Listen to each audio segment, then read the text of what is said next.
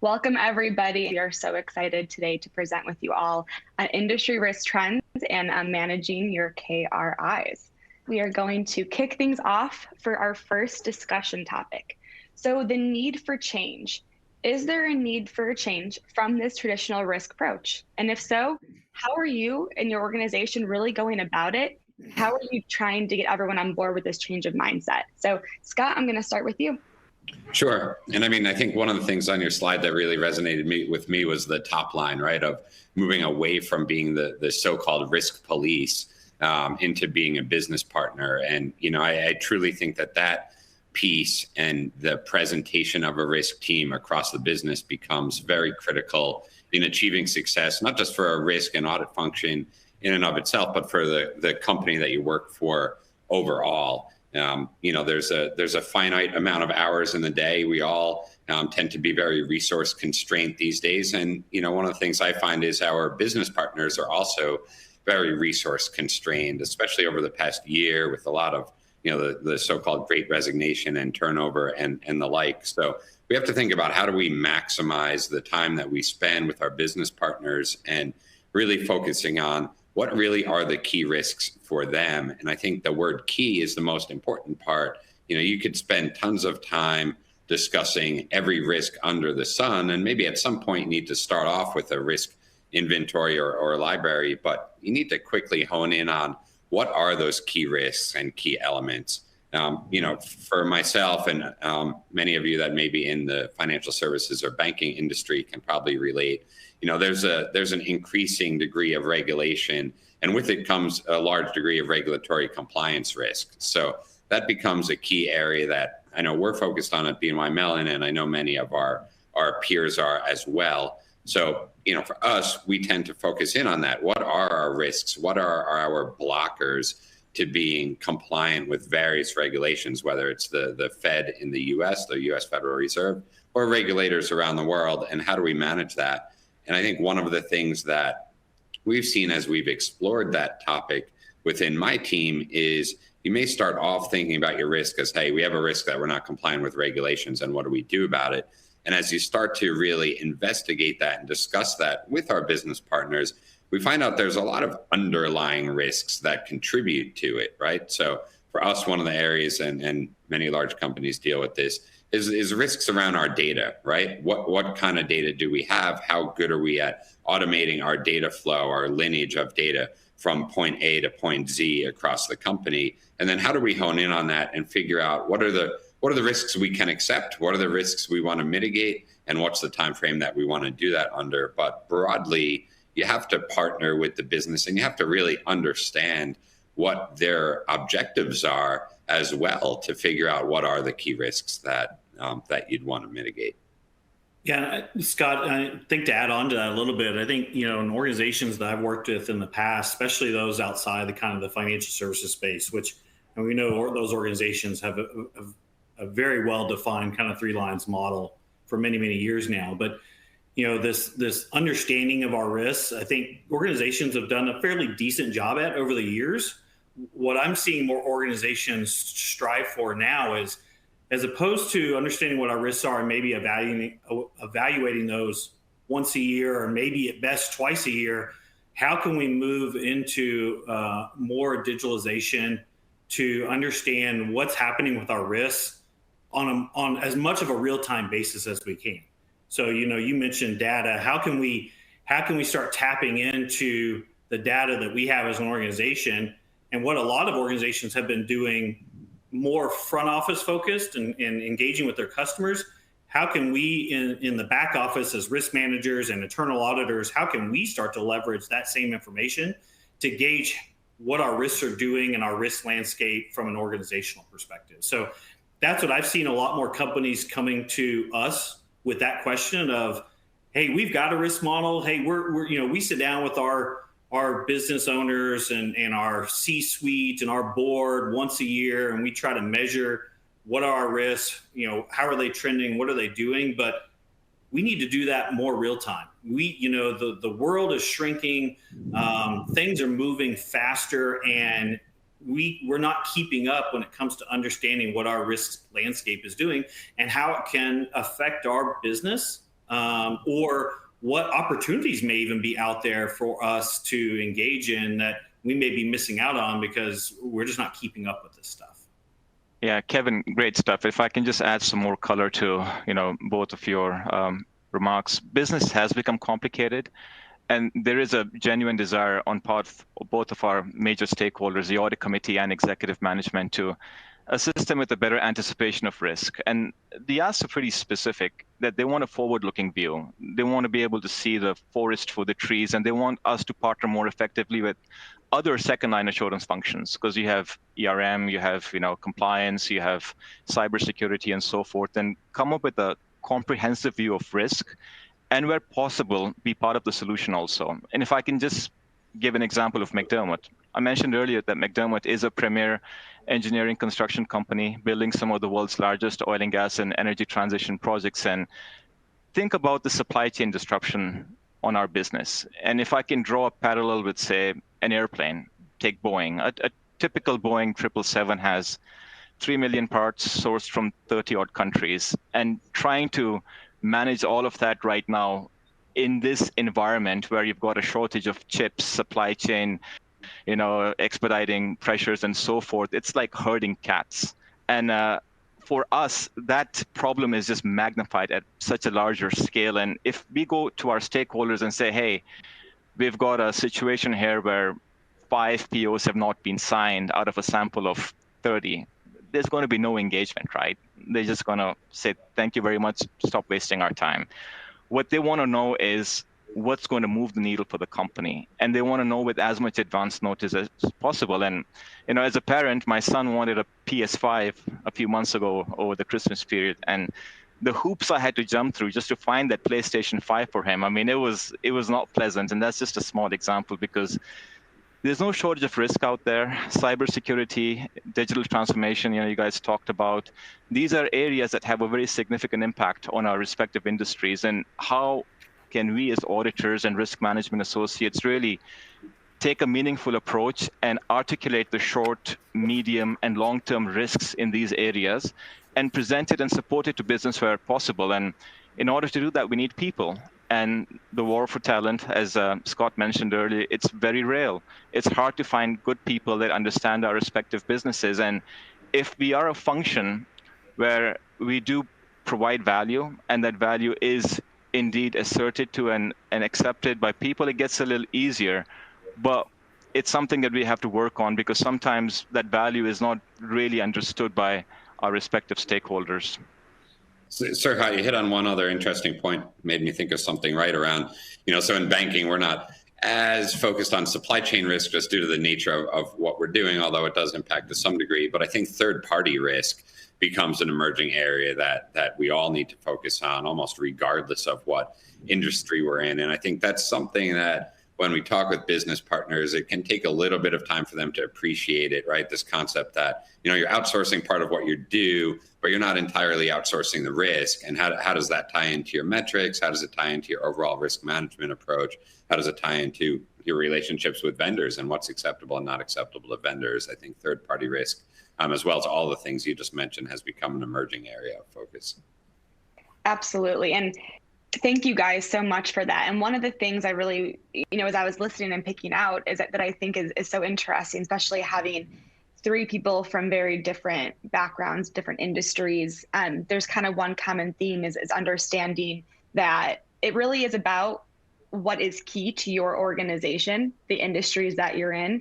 Serhat, you were talking about supply chain risk that is imperative for your business to continue to grow, to do business. Scott, the regulatory frameworks, the compliance, that's huge in the banking industry. And that understanding really what industry is your organization in, and then what are your kind of objectives, and making those be that key part is really important when wanting to communicate and getting everyone on board with the need for a change, and bringing risk as the front of mind topic, and getting the business partners on the same page.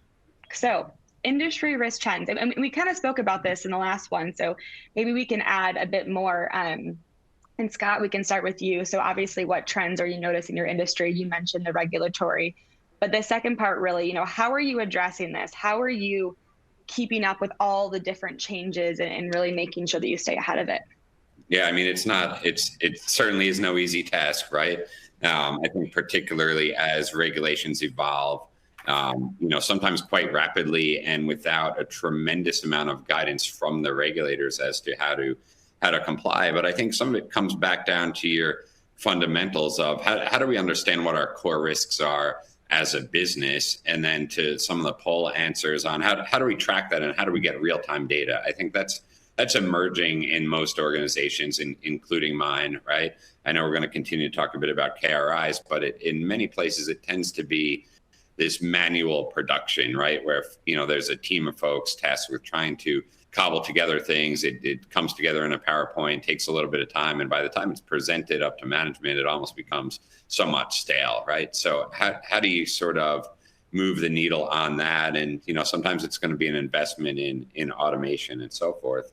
Another item you sort of hit on was the industry, right? And there's many industries represented in this call, and I think it's always great to have forums like this and for folks to join and hear from different folks. But your own peers or competitors in your specific industry can also be a great wealth of knowledge. I speak to folks around financial services quite regularly. For example, I see there's a number of folks from State Street on this webcast who, frankly, is one of our biggest competitors. I talk to my peer there, all the time, and we sort of compare notes. So yes, we work for competitors, but, we're not going to run them out of business or vice versa by sharing best practices and risk. But I learn a heck of a lot from my counterpart over there, as well as some other selected companies. And I think building that network and those relationships in real time is also helpful for folks, just to compare notes. So I'd encourage folks, where possible, talk to folks in your industry, whether it's former colleagues or just reaching out to people at similar companies to yours. They're likely dealing with very similar, if not the exact same pain points as you might be. Yeah, that's a great point. And if I can maybe just take what you've said, Scott, and maybe give an example of our industry. So if you take a look at a typical offshore project and link it to supply chain disruption that I spoke about earlier. So the phases of a typical capital project start off with detailed engineering. And that's where you go take the concept and you start going through these engineering model reviews of 30%, 60%, 90%. And as these reviews progress, purchase orders are placed where possible.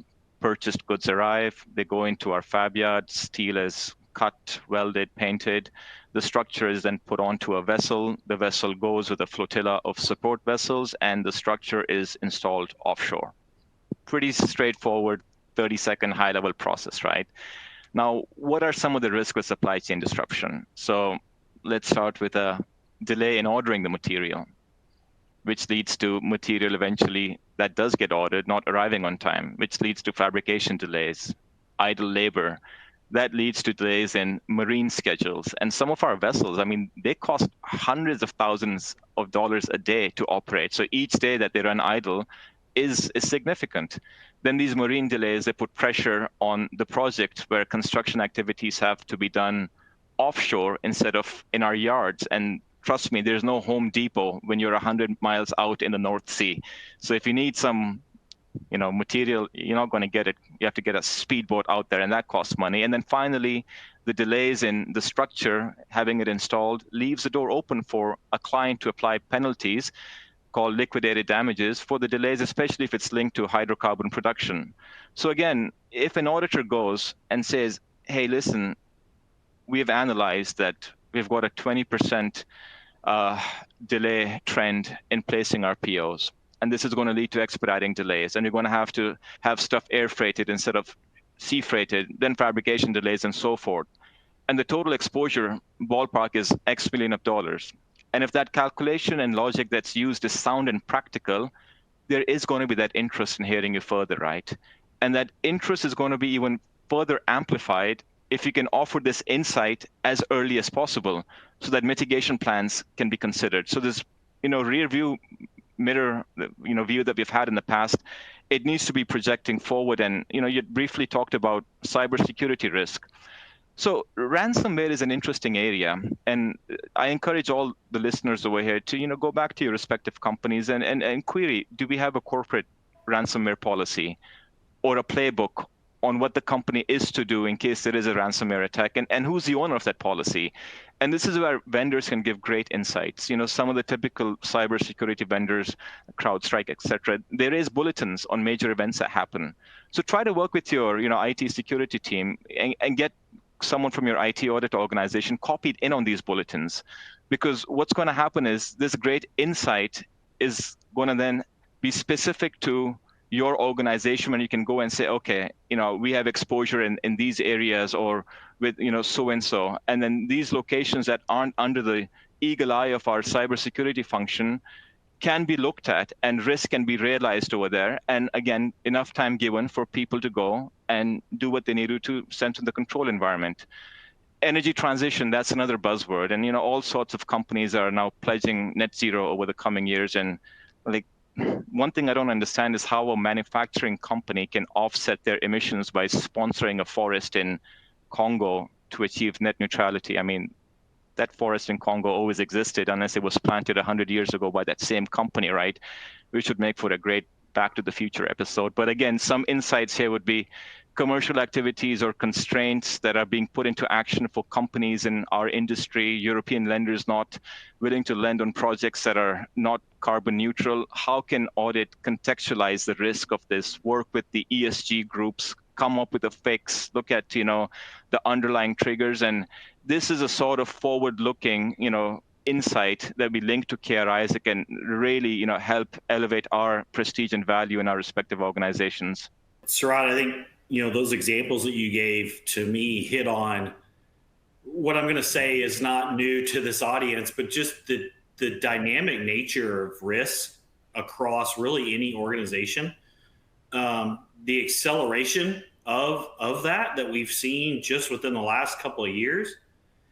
And I know we've talked, I've mentioned already, the focus around data and how do we leverage this data and this information that we have as an organizations to enhance our risk management capabilities, to make more risk-based or risk-informed decisions.